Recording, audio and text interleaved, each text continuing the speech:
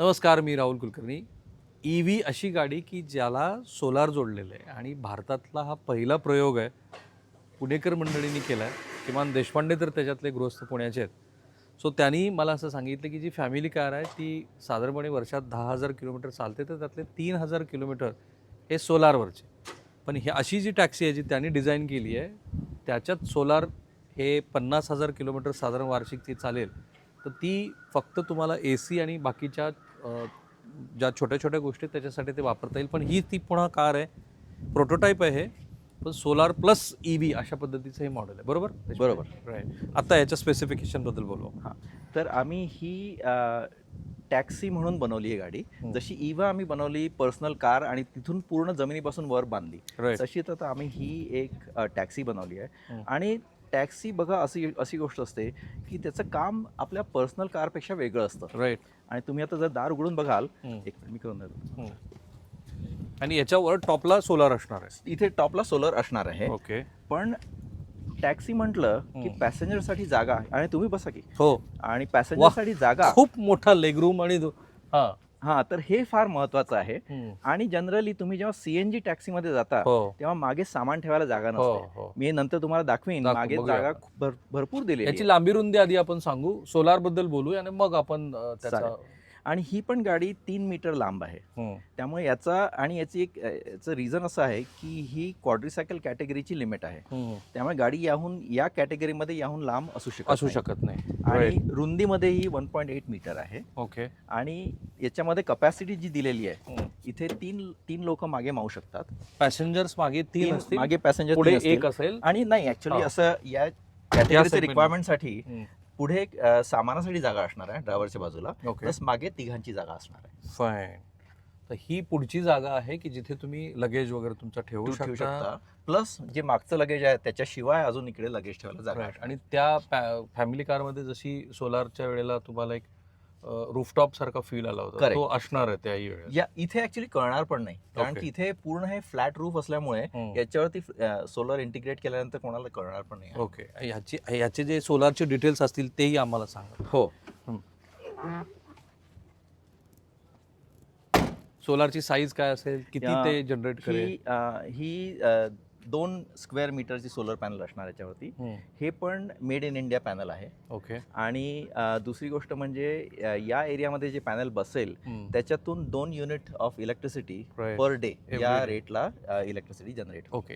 दोन्ही म्हणजे तुमची फॅमिली कार असेल किंवा ही असेल, ती तुम्हाला अशा ठिकाणी उभा करावी लागेल की जिथे सूर्यप्रकाश तुम्हाला येतं. त्यामुळे ती गंमत आहे ना की लोक नेहमी शेडमध्ये पार्क करायचा प्रयत्न करतात. या केसमध्ये मात्र तुम्हाला उन्हात उभा करायचं. मला तर माझं किलोमीटर्स पाहिजे, त्यामुळे उन्हात उभं करणार. आता 3 गोष्टीबद्दल बोलू: ग्राउंड क्लिअरन्स, टायरचे साईज आणि सेफ्टी मेजरमेंट. Correct sir. याच्यामध्ये टायर साईज 13 इंची दिलेली आहेत.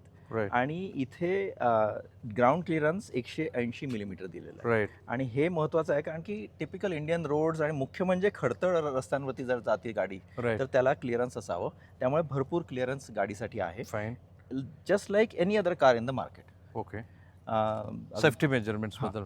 So safety exactly same application आहे इकडे की ही L7 कॅटेगरीची गाडी आहे. त्यामुळे ही कमर्शियल गाडी असल्यामुळे याच्यामध्ये परत ड्रायव्हरला सीट बेल्ट आणि मागे 3 पॅसेंजरला सीट बेल्ट. ओके. याचं मेथड ऑफ कन्स्ट्रक्शन थोडं वेगळं आहे. याला स्पेस फ्रेम आणि कंपोजिट बॉडी असं डिस्क्राईब करतात. ओके. आणि स्पेस फ्रेम ही एकदम स्ट्रॉंग स्टील स्ट्रक्चर असते आतमध्ये. त्याच्यामुळे ज्या स्पीड्सला गाडी चालणार आहे, सर थोडासा हे करलो ना, ज्या स्पीडला ती गाडी चालणार आहे, तर ज्या स्पीडला ती गाडी चालणार आहे त्या स्पीडसाठी गाडी सेफ असते. आणि तुम्ही ऍक्च्युली विचार करा की तुम्ही रस्त्यावरती चालताना ट्रॅफिकमध्ये किती स्पीडने जाता. राईट. आणि त्या स्पीडसाठी अप्रोप्रिएट तुम्हाला सेफ्टी काय पाहिजे ती L7 कॅटेगरीमध्ये दिलेली आहे. आणि आम्ही नेहमी आमच्या डिझाईन आणि सिम्युलेशनमध्ये ते रिक्वायरमेंट्स एक्सीड करतो. ओके. आणि त्यातर्फे आम्ही पूर्णपणे सेफ्टीचा विचार करतो. राईट. ही जी स्टोरेज आहे साधारणपणे किती लिटरचं स्टोरेज आता? हे 250 लिटरचं स्टोरेज आहे. चांगलं स्टोरेज आहे. तुम्ही जर बघाल ऍक्च्युली एखादी बॅग जर आपण बाहेर काढली तर जागा इतकी आहे की 2 मोठ्या एअरपोर्टच्या बॅग्स आरामशीर मावतात आणि प्लस समोर ड्रायव्हरच्या बाजूला पण जी जागा आहे तिथे पण आम्ही सामान ठेवू शकतो. असं केलं म्हणजे ही गाडी तुम्हाला एअरपोर्टला ड्रॉपच्या वेळेस वापरता येईल. इंटरसिटी पण करू शकतो ही आपण. इंटरसिटी करता येईल पण नॉन एक्सप्रेस वेला, कारण की रेग्युलेशन प्रमाणे L7 कॅटेगरी एक्सप्रेस वे वरती अलाउड नसणार आहे, पण कुठल्याही हायवे वरती जाऊ शकते जिथे तुम्ही 70च्या स्पीडला मॅक्सिमम स्पीडला चालवू शकता. ओके, मला हेच स्पीड विचारायची होती, पण तुम्ही आता सांगितली मला की 70ची स्पीड तिथे असणार आहे. करेक्ट. मोड आपण बोललो त्याच्यामध्ये एक स्पोर्ट्स मोड होता याच्यामध्ये किती मोड असणार? याच्यामध्ये आपण प्रत्यक्षात गाडीची टेस्ट ड्राईव्ह पण घेऊ. तू पुढे बस तुषार, आम्ही मागे बसू. हा, याच्यामध्ये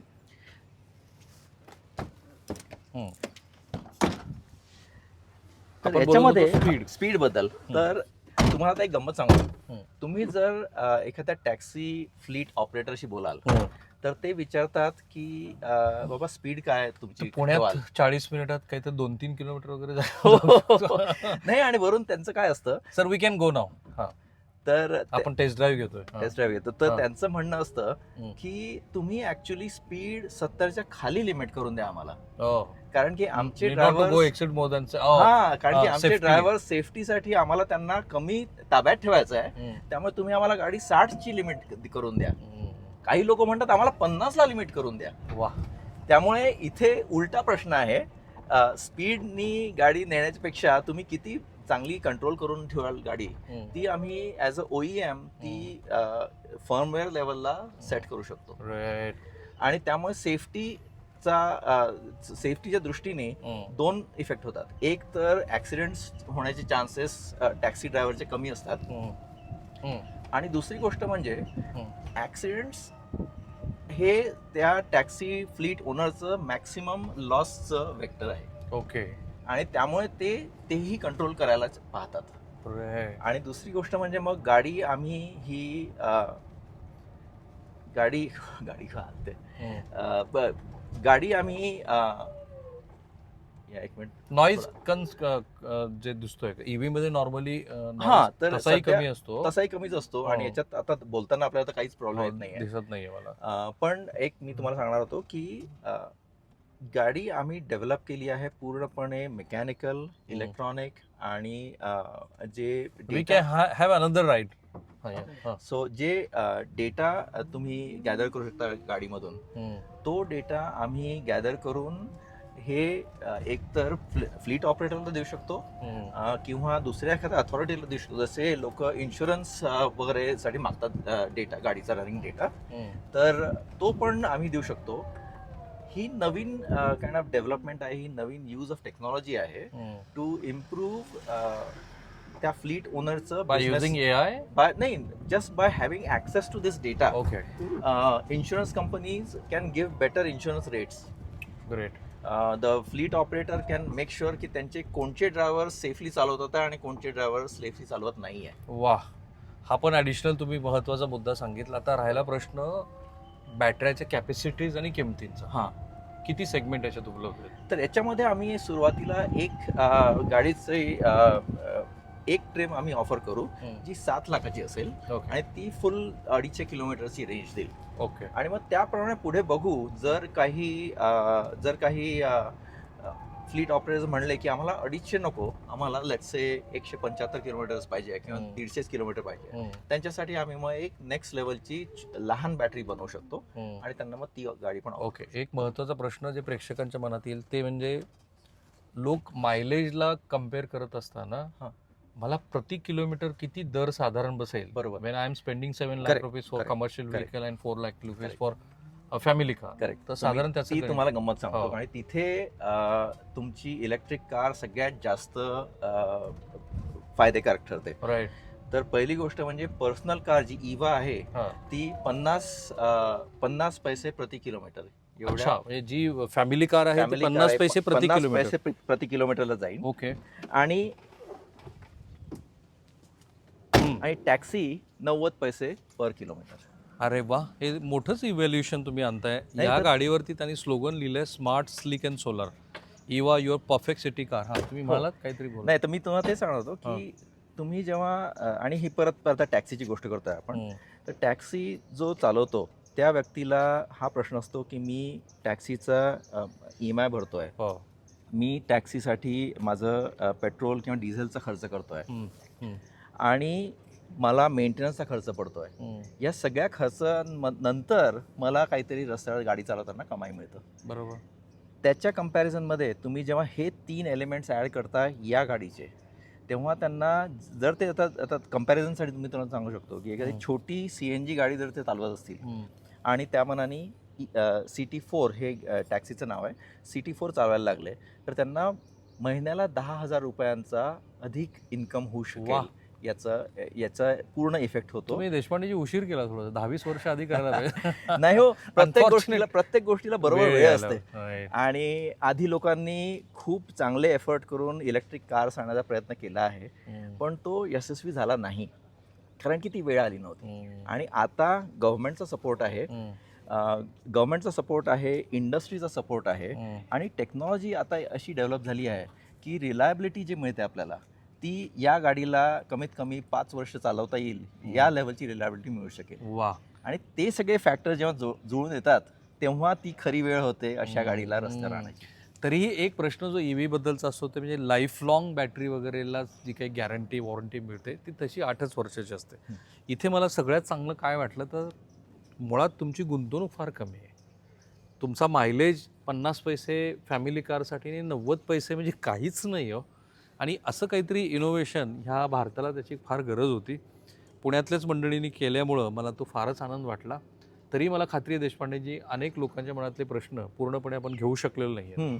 कुठला तरी एक संपर्क नंबर आपल्याला द्यायला लागेल, मग ते फोन वाजत राहतील आणि लोक विचारत राहतील. आणि सुरुवात आम्ही सांगू की तुम्ही आमच्या वेबसाईटहून करा. तर आम्ही टॅक्सीसाठी जी वेबसाईट सेटअप केली आहे ती ecity.taxi हे वेबसाईट केलेलं आहे. तिकडे तुम्हाला कनेक्शन मिळतील आमच्या कस्टमर सर्व्हिसला बोलायला.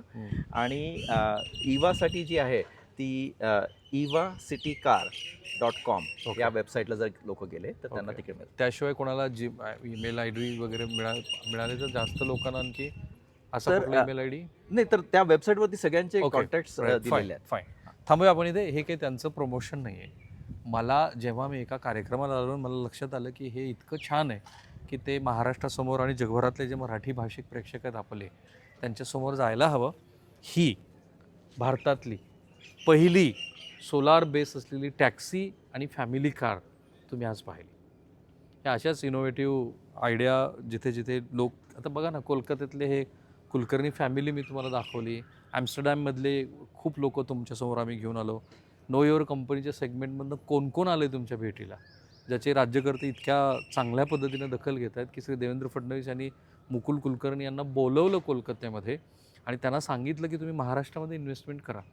हा संदेश मी दिला होता की त्यांना महाराष्ट्रात बोलवणं गरजेचं आहे, की जे अखिल भारतीय लेदर इंडस्ट्रीचे प्रमुख आहेत. सो ह्या सेगमेंटबद्दल तुम्ही ज्या पद्धतीनं बघत आहात, भरभरून बोलत आहात, मलाही आनंद आहे. पण तरीही तुमचे काही प्रश्न असतील तर ह्या व्हिडिओच्या कमेंट बॉक्समध्ये जरूर टाका. थांबूया.